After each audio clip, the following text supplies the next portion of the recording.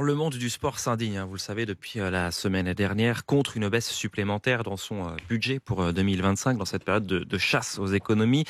Maintenant que nous ne sommes plus en année olympique, le budget donc est censé baisser, ce qui provoque la colère de champions comme Teddy Riner ou Léon Marchand, qui sont déjà montés au créneau. Colère qu'on a encore vue hier soir lors des vœux de la ministre des Sports, qui a été chahutée. Et alors pourtant, le président Emmanuel Macron, lui, apporte son soutien, et on verra ce que ça change au monde du sport dans son combat contre le projet du gouvernement, Romain Cluzel. Ce n'est pas une garantie parce que l'arbitrage final de Matignon et du ministère de l'économie est toujours attendu et plusieurs sources gouvernementales préviennent, dans ce budget, chaque ministère doit faire des efforts. C'est donc un rapport de force qui se joue notamment avec la prise de position des sportifs. La ministre des Sports veut déjà s'assurer que la baisse des dépenses ne s'aggrave pas dans les prochains jours. Les sénateurs ont rejeté la semaine dernière une nouvelle baisse du budget de 34 millions d'euros. Il faut désormais garantir que le gouvernement ne la réintègre pas dans sa version finale.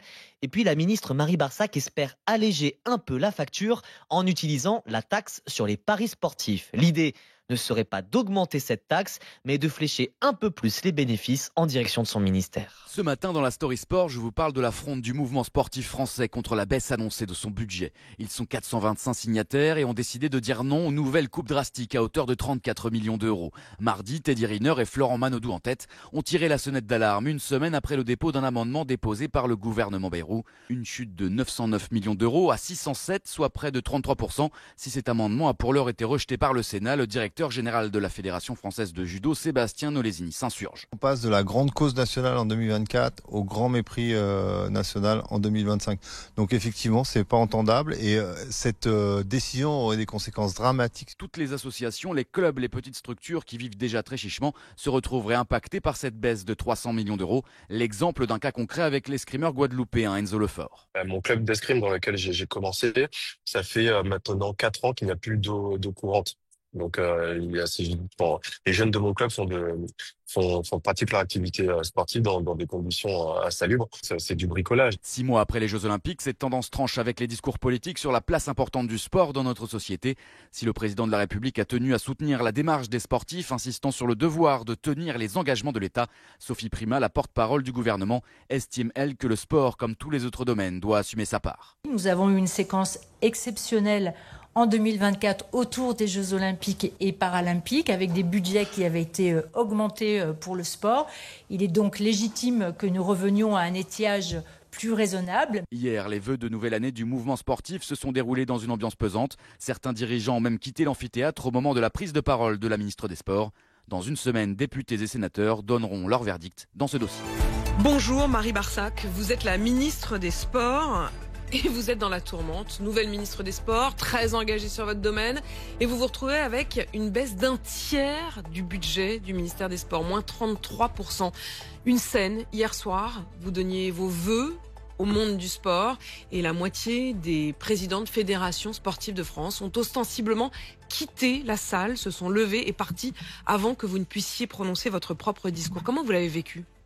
Écoutez, j'ai tout à fait entendu le message adressé par les dirigeants du mouvement sportif. Alors, c'était moins de la moitié quand même. Ce qui était important, c'est qu'effectivement, ils m'adressent un message. Ce message, les athlètes l'avaient adressé avant eux, les collectivités également. Et ce message, il dit simplement qu'il ne faut pas aller trop loin dans la réduction du budget des sports. C'est évidemment un message que j'entends, sur lequel je travaille depuis mon arrivée au ministère des Sports et sur lequel, évidemment, je suis très mobilisée, puisque vous le savez, j'ai occupé des fonctions précédemment à Paris 2024 sur l'héritage des Jeux. Donc c'est évidemment un sujet qui m'anime. Vous étiez d'ailleurs la directrice exécutive Impact et Héritage du comité d'organisation des Jeux Olympiques. Mais c'est quand même assez étonnant, j'aimerais bien comprendre ce qui se passe. C'est-à-dire que quand je vous écoute, vous êtes contre cette baisse du budget des sports. Les sportifs sont contre la baisse du budget des sports. Le président de la République est contre la baisse du budget des sports. Il l'a fait savoir à nos confrères de l'équipe. Il a dit qu'il ne voulait pas que ce budget baisse et il donne raison à la colère des sportifs. Mais alors qu'est-ce qui bloque ? En fait, on est dans une phase de discussion et de dialogue, notamment avec les parlementaires, dans la perspective de la commission mixte paritaire de la semaine prochaine. Donc c'est une évidence qu'aujourd'hui, on a besoin de faire entendre sa voix dans ce contexte où on est en négociation sur le bon équilibre du budget. Évidemment, le sport doit prendre une part, et mon ministère, évidemment, dans le cadre de la réduction de la dette et de l'effort qui doit être consenti. En fait, c'est un effort qu'on demande à tout le monde, y compris à vous. Mais enfin, 33%, c'est beaucoup. Hein. Tout à fait. C'est pour ça qu'en fait, moi, ma position, et je l'ai clairement dit au gouvernement, et elle est connue, je l'ai rappelé au Sénat également, c'est de s'en tenir à la mouture du gouvernement Barnier, de ne pas faire d'efforts supplémentaires, parce qu'arriver jusqu'à 33%, c'est beaucoup. Et en plus, nous avons aussi la possibilité d'entendre également les besoins du terrain, les besoins des clubs pour accueillir de nouveaux pratiquants au lendemain des Jeux.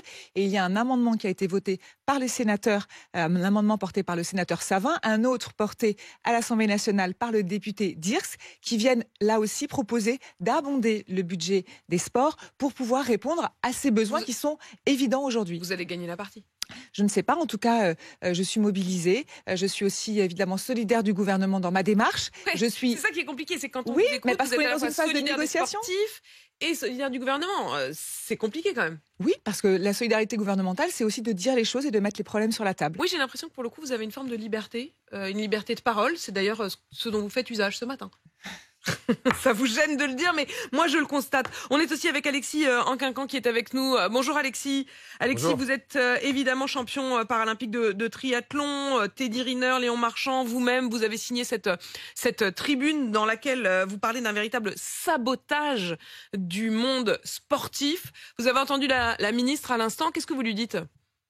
Elle vous écoute. Je lui dis que forcément j'ai toute confiance en elle. Bien sûr que on nous a assez parlé d'héritage et effectivement c'est un sabotage quelques mois plus tard de très vite refermer la page de Paris 2024. On peut pas dire qu'on n'a pas vécu tous ensemble des moments magiques. Et les champions d'aujourd'hui ont besoin forcément du soutien de l'État et surtout les champions de demain parce qu'on crée pas des champions comme ça du jour au lendemain et le budget l'État doit forcément s'impliquer à savoir si justement on a eu des très bons résultats sur Paris, mais est-ce qu'on veut continuer à être une vraie nation avec des vrais résultats sportifs sur les compétitions internationales qui vont venir avec Milan, avec Los Angeles et bien d'autres compétitions encore quoi. Qu'est-ce que vous répondez à ça, Madame la Ministre ? Qu'évidemment, Alexis a raison de le dire. Nous avons aussi besoin de nous projeter vers 2030. Et puis avant 2030, il y aura 2028. On a vu que la dynamique avait été enclenchée par les moyens supplémentaires qui ont été donnés à la haute performance a marché. Les médailles étaient au rendez-vous. C'est une dynamique qu'il faut poursuivre. Les Anglais ont beaucoup misé sur la haute performance et on voit qu'ils sont toujours au rendez-vous des Jeux Olympiques et Paralympiques. Donc ça nous a montré la voie. Il faut que nous aussi, on continue sur la haute performance. Alexis, il y a aussi cette question des clubs, des clubs, des fédés, quand vous entendez effectivement les présidents de fédérations qui se lèvent hier et qui disent écoutez, on ne peut pas accepter ça. Quelle est la réalité sur le terrain ? Qu'est-ce qu'on vous dit aussi ? Je pense qu'aujourd'hui il y a beaucoup d'inquiétudes parce qu'effectivement on a vu l'explosion d'inscriptions dans les clubs. Ça veut dire quoi ? Ça veut dire que forcément il faut des encadrants, il faut forcément des infrastructures aussi. Moi je le constate, on a un vrai problème de piscine dans notre pays et en fait tout ça, c'est pas à ce jour c'est pas au rendez-vous si jamais la baisse des budgets vraiment est appliquée. Donc voilà, il y a beaucoup de petits champions qui ont rêvé cet été et malheureusement qui vont se retrouver face à une réalité où on pourra pas les accueillir parce que les clubs auront pas forcément les encadrants, les infrastructures et oui, ça serait vraiment très regrettable à long terme, c'est ça ce problème-là à long terme pour les jeunes de France, Madame la Ministre. Oui, c'est pour ça qu'il faut continuer à donner des moyens au plan Génération 2024, qui est un plan qui a commencé déjà l'année dernière, qui avait été enclenché avant les Jeux pour anticiper justement les besoins que nous allions avoir à la rentrée pour doter la France d'équipements de proximité pour accueillir tous ces nouveaux pratiquants. Vous vous sentez pas un peu schizophrène, Marie Barsac ? Non, pas du tout. Mon combat, ça a toujours été celui du sport, du développement du sport. Aujourd'hui, il y a un sujet sur la table. On a un effort budgétaire collectif à faire. Le sport doit prendre sa place, mais toute sa place et rien que sa place, pas trop. Et là, aujourd'hui, il faut faire entendre aussi que nous sommes dans une période particulière, au lendemain des Jeux, où nous avons tous construit cet héritage. Il faut le faire. Qu'est-ce que vous accepterez ? C'est-à-dire que si on vous dit, bon, ok, allez, on vous a entendu, on va pas faire 33%, on va faire moins 15. Voilà, on va couper la part en deux. C'est à ça que vous espérez arriver à la fin des négos ? Le message, il était clair, je vous l'ai dit, c'est de nous en tenir à la proposition de budget qui avait été élaborée par le gouvernement Barnier et de permettre aux députés et aux sénateurs d'abonder aussi le budget des sports comme Mais ils l'ont c'était prévu combien? C'était sur la une baisse. taxe. C'était quand même en baisse, mais Oui, pas à ce point. c'était une baisse, mais pas à ce point, effectivement. Enfin, c'était à moins 29. Oui, mais il faut aussi vous allez pas gagner comprendre aujourd'hui que la situation économique Vous dans laquelle il faut comprendre la situation économique dans laquelle nous sommes. Tout le monde doit faire un effort, mais je crois que les sportifs sont capables de comprendre qu'on doit faire un effort, mais pas n'importe quel effort. Et le sujet, mais moins c'est qu'il 29%, bien sûr, vous accepterez? Non, mais avec l'amendement qui a été voté par les sénateurs et les députés, ça fait plus que moins 29%. Donc c'est pour ça que ces amendements, ils sont importants. Ils vont être en discussion à la commission mixte paritaire et ça va être du coup. Ça fait un effort moindre. Ça fait un effort moindre, exactement. Marie Barsac, une question bonus. La Ligue 1 est au bord de la faillite, et notamment à cause de la question de Dyson qui veut renégocier son contrat. Qu'est-ce que vous allez faire? C'est quand même une énorme menace aujourd'hui. Oui, c'est vrai que la situation est très critique pour la Ligue 1. Je dois recevoir et voir prochainement Monsieur Labrune et les acteurs du football professionnel. C'est très inquiétant. Et en même temps, on voit que la Ligue 1 quand même rencontre son public. Les affluences dans les stades sont bonnes. On a des clubs qui performent. On voit le club de Brest. Mais côté télé, c'est une catastrophe. C'est-à-dire que sur place, oui, dans les stades, mais côté télé, ça devient la croix et la bannière et plus personne ne regarde. Ou alors ne regarde officiellement. Oui, il faut retravailler le produit télé. Il faut revoir aussi le système au global, mais en tout cas, c'est le bon moment. Est-ce que vous avez les moyens de leur faire pression?